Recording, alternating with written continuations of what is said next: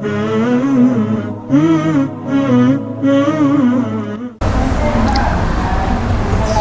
setengah daripada barang yang dimadat orangkan akan mensulit pada barang. Yu'tadul kadhibu fihi. Dimadat orangkan akan mensulit pada barang yang biasa orang mensulit nah. Wa yutasahal bih, dan dianggap enteng dengan mensulit datang. Nya itu bawa dikatakan orang. Ya. Yang biasa orang mensulit anggap anak berpuang kan mensulit aja. Fikir anak berpuang padahal dosa ha. Bui ke legak kulit sama. Kan apa jo? Paya kulu latas tahi hai lu. Ora dawai ka. Hai lu ikut. Apa malek ka? Hai lu napu. Hai ikut negara napu hom ka. Nya banai ke naik lu. Yang biasa padahal kamu jor-jor babai.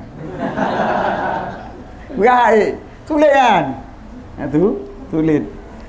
Dalika manhiun wa haramun yang getam dan haram hukum ji yang berapa dia pakai nya nak bapa ju lalu ke tepi halu baju ganti kedon menandakan ataupun ketawa lu kon hai lu tapi bel lucu lah sebab nanti kedon tu tahu nanti kedon nanti kedon ha kedon nanti dah pakai membuat pun dah pakai tu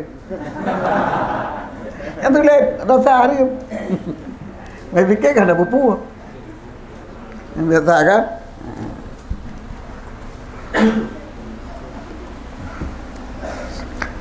Illam yakun fi ghardun sahihun. Jika hana padanya itu maksud yang sahih. Menyenan maksud tidak kun.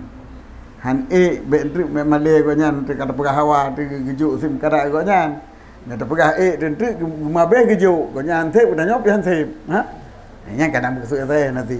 Tapi kadang maksud dah pegah juga kan je.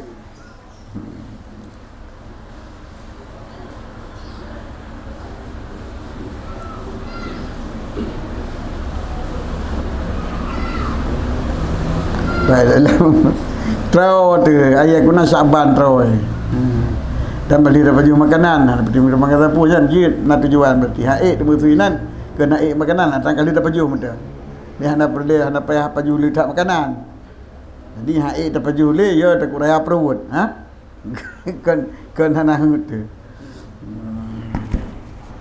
ataupun makanan